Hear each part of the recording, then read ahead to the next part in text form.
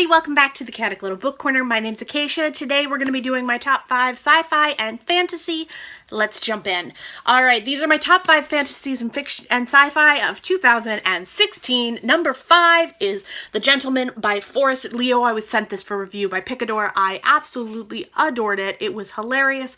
It was funny and quirky. It's a Victorian style travel steampunk awkwardness. It's wonderful. It's about a man who has a wife and he falls out of love with his wife, but then she's kidnapped and he has to go get her with swashbuckling Buddhists and his dropout sister who can't stay in a school to save her life. So I really enjoyed it. I think it was so much fun, and it was really not what I expected. I was expecting it to be just kind of goofy, but it was really a lot of fun to read, and it gave me quite the smile. Definitely gave me quite the smile. Number 4 is The Long Way to a Small Angry Planet, and this is by Becky Chambers. Now, I really expected this to be number 1, but it was recently outed from the number 1 spot, and then I thought about it, and other ones had kind of outshined it as well, so I was really surprised by that. But this is such a wonderful story about inclusivity and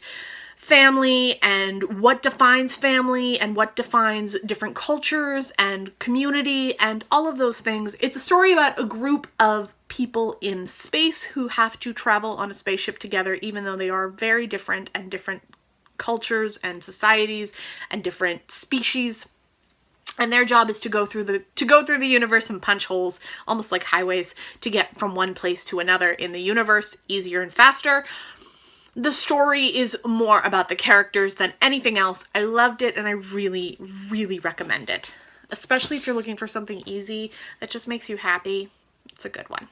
Alright, this one is not for the easy and happy. This is Sulfuric Acid by Amelie Northam. Now, I think this is phenomenal. This is about a reality TV show that takes people and puts them into a camp and then allows them to battle each other and die. It's controlled by the media and the people outside of the camp, and people die because of being outside the camp. It's really, really morbid and creepy and strange, but very, very close to our own experience with reality TV, and therefore really, really good. Like, it was fantastic, but so strange and so scary. I had nightmares for weeks, but I will never let it leave my shelf, and I will reread it. It's that good. Then we have this. This is number 2, Fairy Tale for Wild Girls. I've talked about this so many times. First of all, love. Cover, love. This is 2016's cover, love. This is gorgeous. I love it. It's so beautiful. Okay, I'm done. This has a very different feel than anything else that I have read from the fairy tale retelling perspective.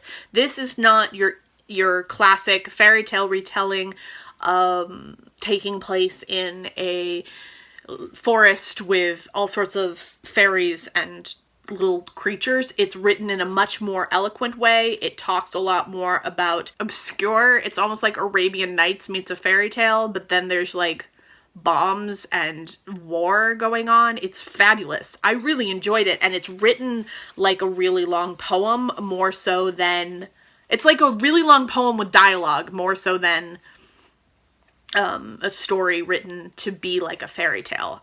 I adored this. I think it is one of the best fairy tale retellings I have ever had, and this is like the closest I've ever come to the ideal book for myself in terms of a fairy tale retelling. And then number 1, oh my god, guys, this, I never, ever, ever, ever, ever, ever thought that this was actually a thing, but it is a thing. This is amazing. This is fantastic. This is Plentiful by Emma Newman. It's amazing. Oh my god. Books and Pieces. She recommended.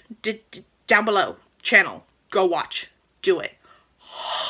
This is incredible. This book is about a woman who follows another woman into the universe to try and find God, and then they end up settling at the base of a